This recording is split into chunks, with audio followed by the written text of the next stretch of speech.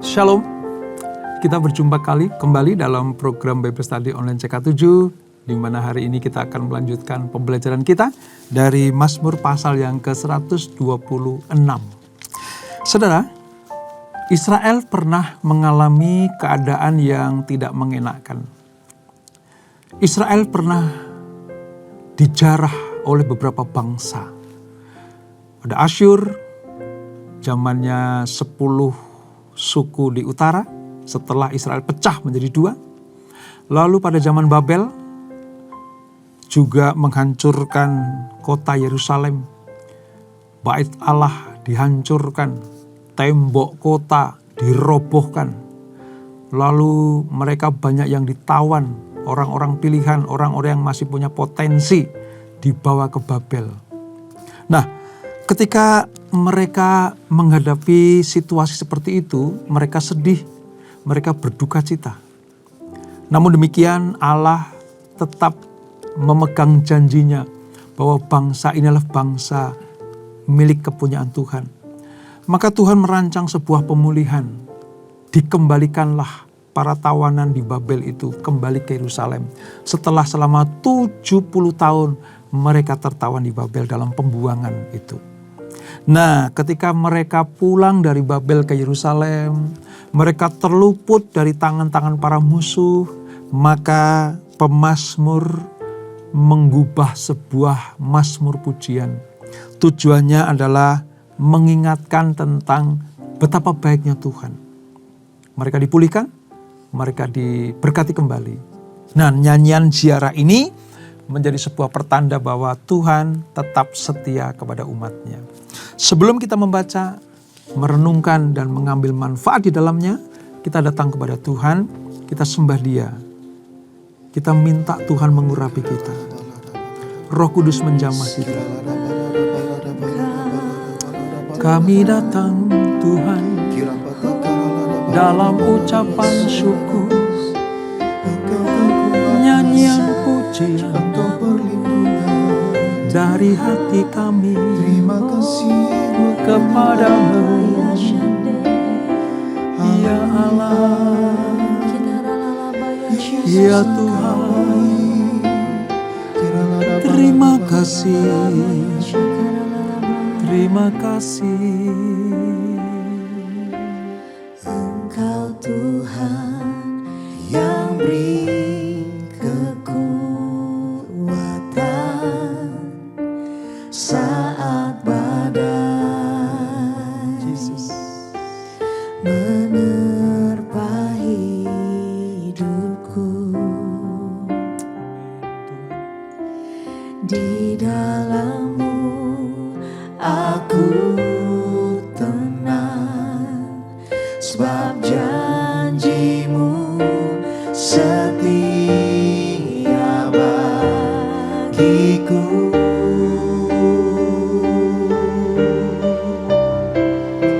Ku tetap percaya walau ku tak melihat jalan di depanku.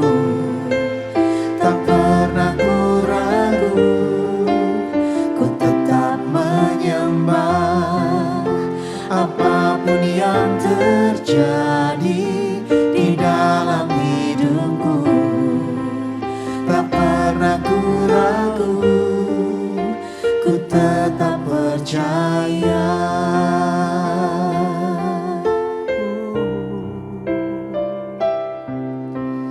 Engkau Tuhan yang beri kekuatan saat badai menerpa hidupku. Di dalam-Mu aku tenang, sebab janji-Mu setia bagiku.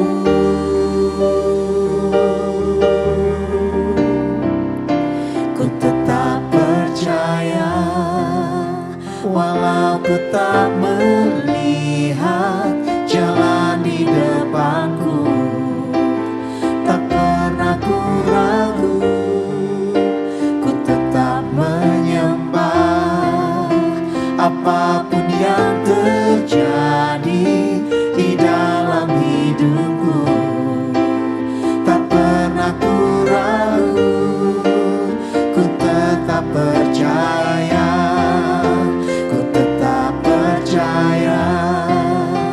walau ku tak melihat jalan di depanku, tak pernah ku ragu, ku tetap menyembah.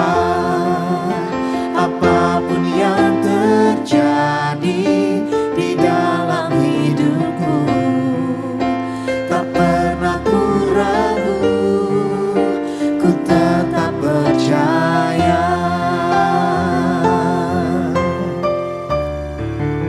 Ku tetap percaya, walau ku tak melihat jalan di depanku, tak pernah ku ragu, ku tetap menyembah.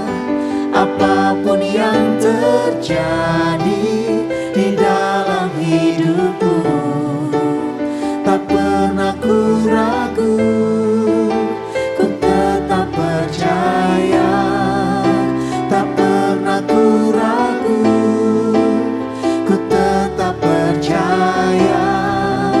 Tak pernah ku ragu, ku tetap percaya.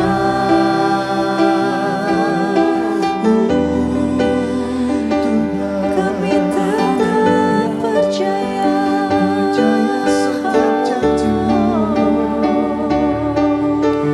Kau Tuhan, pemulih kami, berpegang setiap janji-janji-Mu. Terima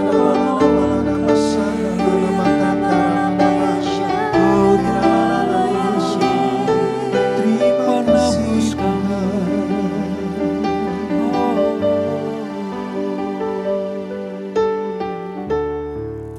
Jesus. Ku perlu Engkau Yesus, haus jiwaku menantikan-Mu.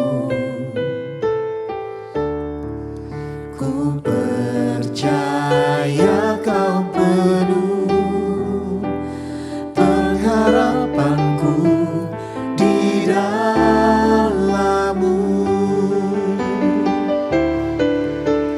Yesus, hanya Kau yang ku andalkan, melebihi siapapun juga. Yesus, hanya Kau yang ku percaya. Di setiap waktu tiada lain yang ku andalkan selain Kau, Yesus. Amin, Jesus. Ku perlu Engkau Yesus, haus jiwaku menantikan-Mu. Ku percaya Kau penuh pengharapanku di dalam-Mu. Yesus, hanya Kau yang ku andalkan, melebihi siapapun juga. Yesus, hanya Kau yang ku percaya. Di setiap waktu tiada lain yang ku andalkan selain Kau. Yesus, hanya Kau yang ku andalkan, melebihi siapapun juga. Yesus, hanya Kau yang ku percaya. Di setiap waktu tiada lain yang ku andalkan selain Kau. Tiada lain yang ku andalkan selain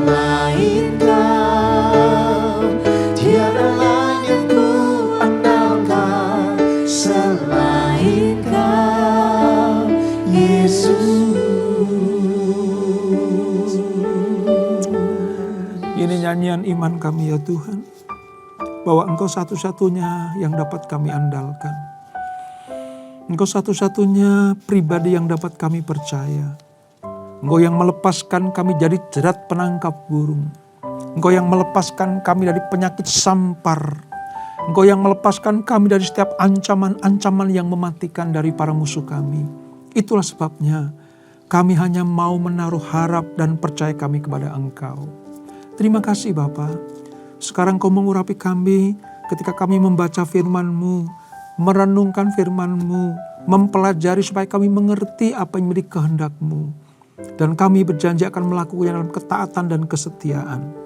Terima kasih Bapa. Roh Kudus urapi kami. Di dalam nama Yesus, mari yang siap belajar firman Tuhan, sama-sama kita katakan amin. Kita akan meneruskan pelajaran kita saudara dari Mazmur 126. Alkitab kita halaman sekitar 969. Ya, kita akan membaca 6 ayat ini dari Mazmur 126. Pengharapan kemuliaan Israel atau pengharapan di tengah-tengah penderitaan. Nyanyian ziarah. Ketika Tuhan memulihkan keadaan Sion, keadaan kita seperti orang yang bermimpi. Pada waktu itu mulut kita penuh dengan tawa dan lidah kita dengan sorak-sorai. Pada waktu itu dikatakan di antara bangsa-bangsa, Tuhan telah melakukan perbuatan besar kepada mereka. Tuhan telah melakukan perbuatan besar kepada kita, maka kita bersukacita. Pulihkanlah keadaan kami ya Tuhan, seperti memulihkan batang air kering di tanah Negeb. Orang yang menabur dengan bercucuran air mata akan menuai dengan bersorak-sorai. Orang yang pergi dengan menangis sambil membawa kantong benih pasti pulang dengan sorak-sorai sambil membawa berkas gandumnya. Ya. Saudara, Alkitab yang saya baca ini adalah Alkitab terjemahan baru jilid yang kedua atau yang sudah direvisi. Jadi kalau ada perbedaan kalimat itu tidak membuat hilang esensinya, tetapi hanya memberikan penekanan-penekanan saja. Nah, Mazmur 126 ini seringkali menjadi mazmur yang sering kita dengar lewat puji-pujian. Bahwa pada waktu Tuhan memulihkan keadaan Sion, ya, mulut kita penuh dengan sukacita. Sepertinya kita sedang bermimpi, kira-kira seperti itu. Nah, dalam pembukaan tadi saya ceritakan bagaimana mazmur ini diciptakan karena merupakan sebuah nyanyian ziarah. Nyanyian yang diucapkan oleh bangsa Israel ketika mereka mendaki kota Yerusalem untuk beribadah di sana. Baik dalam ibadah-ibadah rutin maupun perayaan-perayaan hari raya besar mereka. Sebagian orang percaya bahwa mazmur ini adalah mazmur yang ditujukan atau dilatar belakangi ketika bangsa Israel sudah dikembalikan dari penawanan ke Babel menuju kepada Yerusalem kembali. Itu terjadi tahun 538 sebelum Masehi. Mereka percaya bahwa para buangan ini 70 tahun mereka ada di Babel. Atas anugerah Allah mereka dikembalikan ke Yerusalem untuk menjadi warga negara kembali di kota yang suci, kota yang kudus. Setelah sekian lama mereka ada di Babel. Mereka diizinkan membangun bait suci. Mereka diizinkan membangun tembok kota Yerusalem. Dan mereka dikembalikan kepada jam-jam atau waktu-waktu ibadah mereka. Sebab selama mereka ada di Babel tidak pernah bisa beribadah. Bagaimana mereka beribadah? Karena mereka ada di tempat buangan. Bagaimana mereka beribadah? Karena sudah tidak ada bait suci lagi. Baik orang yang tinggal di Yerusalem pada masa pembuangan maupun mereka yang di Babel sudah tidak bisa lagi beribadah. Karena bait suci diratakan tanah oleh orang Babel yang dipimpin oleh Nebukadnezar. Ini akibat dari apa? Dosa kerajaan selatan, Yehuda dan Benyamin yang melupakan Tuhan. yang tidak mengakui bahwa Tuhanlah satu-satunya penolong mereka, yang membelakangi Tuhan bahkan mengingkari perjanjiannya, maka mau tidak mau Tuhan harus menjatuhkan keadilannya dengan cara membuang mereka. Nah, ketika mereka dipulihkan, dikembalikan ke Yerusalem, mereka mengucap syukur karena di tengah-tengah harapan yang sulit sekali terwujud, ternyata Allah melakukannya. Dan inilah nyanyian pengharapan atas pemulihan bangsa Israel. Ini sangat penting buat mereka, saudara.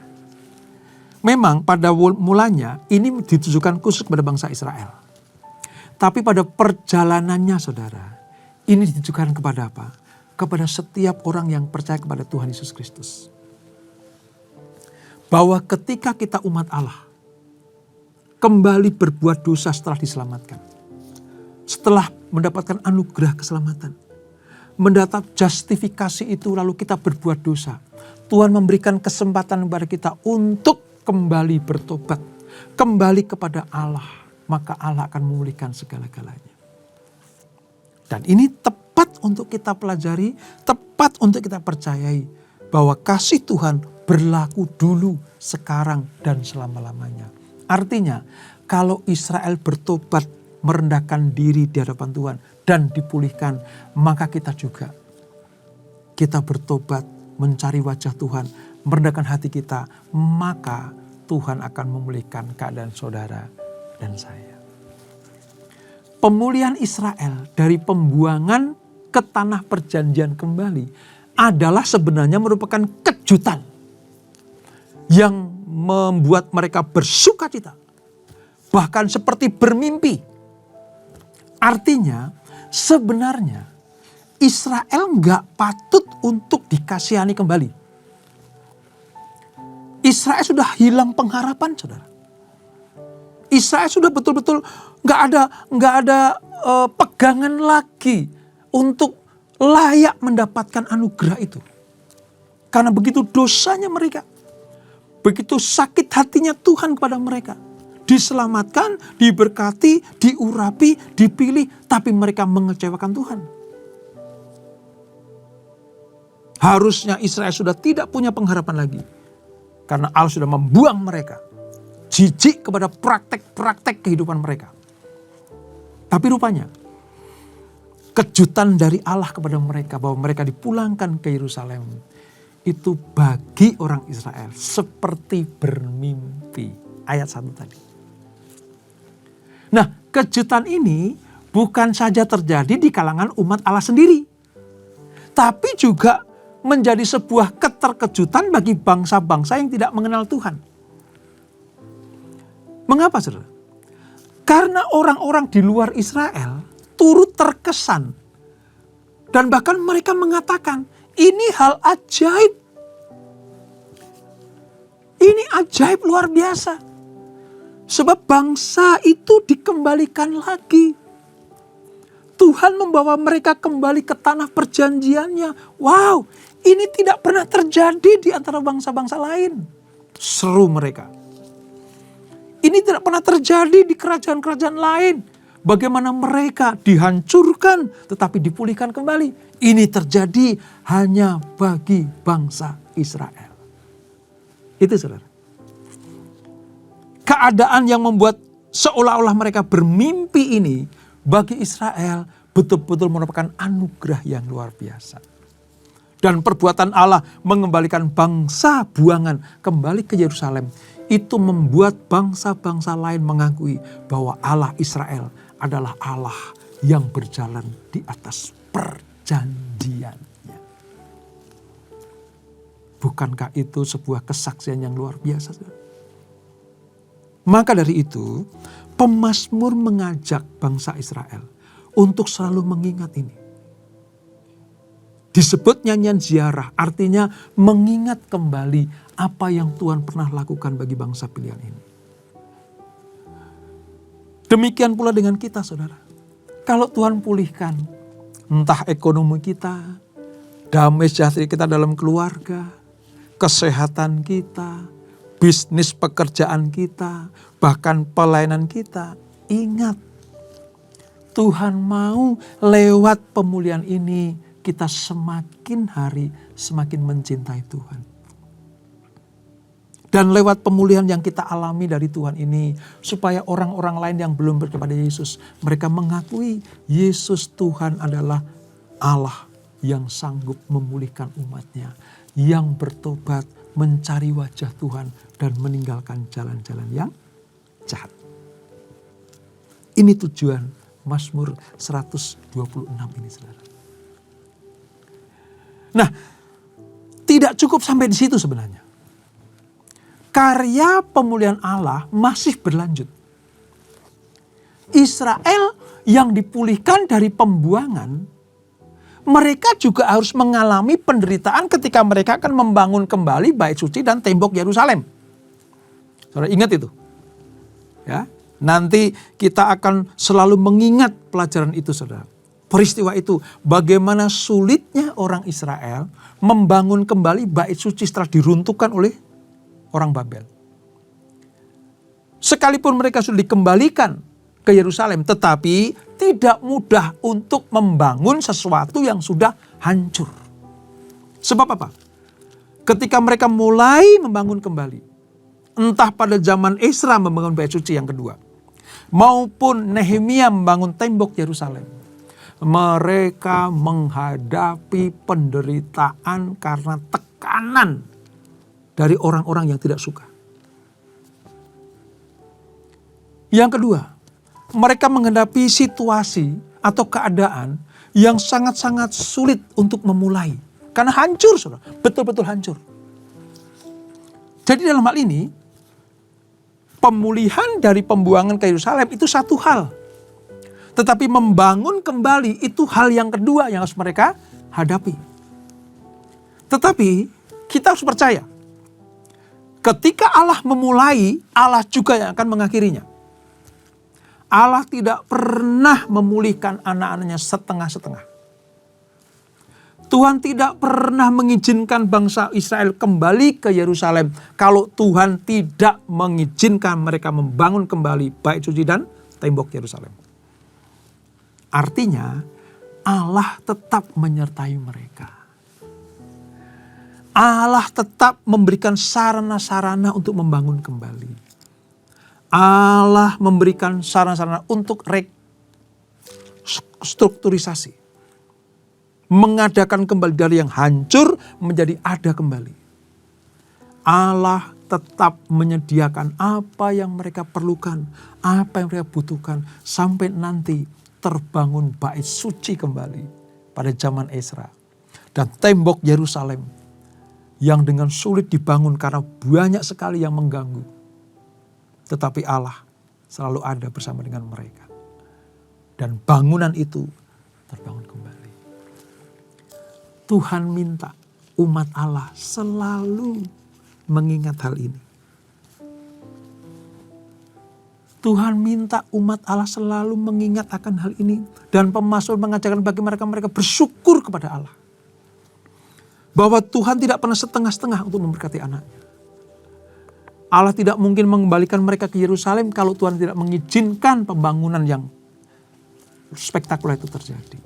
Itulah sebabnya maka pemazmur sekali lagi mengingatkan, ayo Israel terus mengucap syukur. Ayo Israel, ingat kebaikan Tuhan. Ayo Israel, kita dulu siapa? Kita orang buangan, sekarang dipulihkan. Ayo mengucap syukur.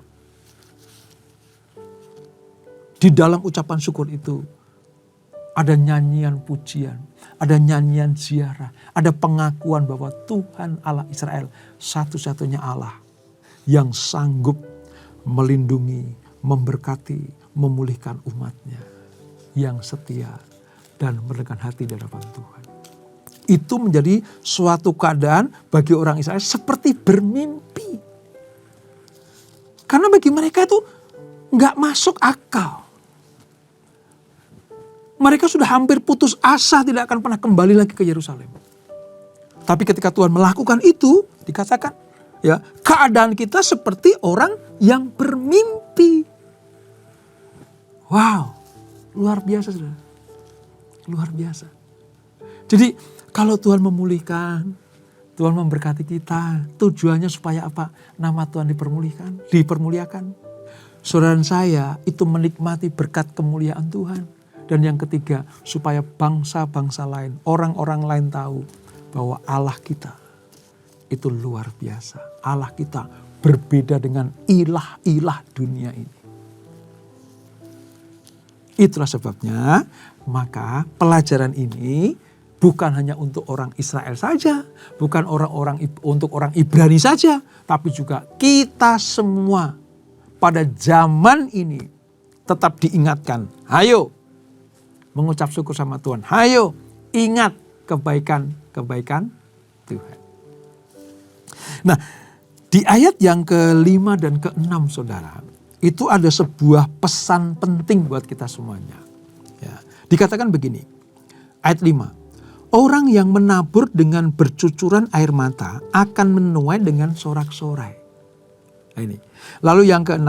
Orang yang pergi dengan menangis sambil membawa kantong benih, pasti pula dengan sorak-sorai sambil membawa berkas-berkas gandumnya. Jadi ternyata begini. Kesedihan yang mendalam. Penderitaan yang berat mereka hadapi. Mereka seolah-olah seperti orang sedang menabur sambil bergumul dalam doa. Menabur sambil meneteskan air mata. Ketika mereka berdoa, memohon kepada Tuhan, merendahkan hati, itu ibarat orang menabur, ya, sambil bergumul, menabur sambil berdoa dalam pengharapan. Supaya apa? Mendatangkan berkat-berkat dari Tuhan. Dan Allah yang akan memulihkan mereka. Sebab dari Allah lah ada pembaharuan. Dari Allah lah ada kebangunan rohani kembali. Dari Allah lah ada perbuatan-perbuatan ajaib. Seperti seorang petani, saudara. Ketika dia bercocok tanam, menabur sesuatu, dari lumbungnya akan berkurang benih itu. Ya, ada susah payah. Ya, ada usaha, ada keringat yang harus dicucurkan. Tetapi di balik keringat yang dicucurkan, ada kesusahan, ada penderitaan, ada usaha yang tidak mudah itu. Petani punya pengharapan, nanti satu saat aku akan mendapatkan hasil yang terbaik. Ya, sekarang sedang bergumul. Ya, sekarang sedang meratap. Ya, sekarang sedang bersusah hati. Tetapi orang yang berharap kepada Tuhan akan mendapatkan berkas-berkas atau panenan yang menanti kita. Wow. Sebagai orang percaya, kita diyakinkan bahwa apa yang mereka tabur, yang kita tabur dengan rajin sekarang ini. Entah dalam pelayanan, pengabdian kepada Tuhan, dalam doa-doa yang tidak pernah terputus, dalam pengharapan yang tidak pernah berhenti, saudara. Ini akan menjadi apa, saudara? Menjadi buah yang berlimpah-limpah dapat kita panen. Oleh sebab itu, mari kita menabur sesuatu bagi Allah. Dengan kesetiaan, dengan kebenaran, dengan doa-doa syafaat yang tidak pernah berhenti kita panjatkan kepada Tuhan. Saat kita masuk ke menara doa, kita sedang menabur doa. Saat kita sedang melayani Tuhan, melayani sesama, kita sedang menabur benih itu. Hukum benih adalah yang dipanen selalu melebihi apa yang ditabur. Dan benih mampu melipat gandakan dirinya. Artinya kata bermimpi, lalu bersorak-sorai, ada kata tertawa, ya, menari-nari, itu artinya hasil dari taburan masa lalu yang terus dinantikan dalam pengharapan dan iman, maka mereka mendapatkan upahnya. Wow, ini pelajaran yang luar biasa yang harus kita mengerti. Nah, sebagai umat perjanjian baru, saudara, pada zaman sekarang ini, dalam Yesus Kristus, kita sudah menikmati kejutan. karya penebusan yang jauh melebihi mimpi kita. Jauh melebihi dari mimpi bangsa Israel. Kalau Israel mendapatkan pemulihan secara fisik, tetapi dalam diri Yesus Kristus memberikan kemuliaan, pemulihan, hidup kekal. Ya. Bukankah itu berkat yang melampaui apa yang diterima oleh Israel? Lewat Yesus Kristuslah yang seharusnya tidak kita terima, yang harusnya kita dihukum oleh Allah, yang harusnya kita binasa karena dosa-dosa kita. Tapi ketika Yesus lahir ke dunia, dia mati buat saudara dan saya. Keadaan kita diubah, dipulihkan, disegarkan, dibenarkan, dikuduskan. Sehingga keadaan kita seperti orang bermimpi. Dan mimpi Israel sebenarnya sudah terjawab dalam keadaan kehadiran Yesus Kristus bagi dunia ini. Maka bersyukurlah pada zaman perjanjian baru ini kita mendapatkan berkat melebihi apa yang diterima oleh orang Israel. Oleh sebab itu tetap setia di dalam Tuhan Yesus. Menabur dengan cucuran air mata. Menabur kekuatan, menabur kepandaian untuk dipakai bagi hormat kemuliaan Tuhan. Menabur waktu kita untuk melayani Tuhan. Termasuk juga menabur harta kita. Untuk apa? Menolong orang lain. Memberikan persembahan-persembahan diakonia. Membawa korban-korban kepada Allah. Ya. Itu adalah taburan-taburan yang melatih kita supaya kita tetap berharap pada Tuhan. Dan supaya apa? Keselamatan kekal, kehidupan kekal tetap menjadi bagian dari kehidupan saudara dan saya. Pelajaran ini singkat tapi luar biasa. Saudara. Pengertiannya adalah Tuhan mengubah anak-anaknya dari yang penuh kesulitan menjadi penuh sorak-sorai. Dari yang penuh penderitaan menjadi sesuatu yang penuh dengan sukacita. Itulah sebabnya tetap percaya kepada Yesus. Sekali Yesus tetap Yesus. Jangan berpaling kepada ilah-ilah lain. Tetap setia, beribadah, melayani, menabur. Maka kita disebut sebagai orang yang berbahagia. Dan itulah Mazmur 126. Kita berdoa. Bapak terima kasih untuk anugerah-Mu. Kami mengerti sekarang bagaimana Engkau yang sudah memulihkan kami. Engkau yang sudah memperbarui hidup kami. Engkau membawa kami kepada kemuliaan demi kemuliaan. Yang seharusnya kami ini binasa karena dosa-dosa kami. Tapi kami bersyukur Yesus Kristus datang ke dunia sebagai Tuhan dan Allah kami. Yang mati bagi kami. Bangkit dan naik ke surga. Menyediakan tempat bagi kami. Inilah kejutan-kejutan. Inilah mimpi yang menjadi kenyataan dalam hidup kami. Itu sebabnya Bapa, kami selalu setia kepada Engkau. Berjanji untuk melayani Engkau. Menabur di tanah yang subur. Dengan demikian kami akan menuai berkat-berkat. Berkas-berkas yang Tuhan sediakan untuk kami semuanya. Sehingga kami tidak berkekurangan lagi. Terima kasih Bapa. Berkati anak-anak-Mu. Berkati kami semuanya. Dan sebelum kami tinggalkan acara ini, kami siapkan hati kami terima berkat yang daripada-Mu. Kekasih-kekasih Kristus, arahkan hatimu kepada Tuhan, terimalah berkat kasih anugerah dari Allah Bapa yang berlimpah-limpah. Di dalam anaknya yang tunggal Tuhan Yesus Kristus. Dan persekutuan yang manis dan kudus menyertai kita semuanya. Mulai malam hari ini sampai Maranatha. Yesus datang yang kedua kali menjemput kita semuanya. Bertemu di awan-awan yang permai. Menikmati kemuliaan kekal sampai selama-lamanya. Yang diberkati, sama-sama kita katakan amin. Tuhan Yesus memberkati. Shalom.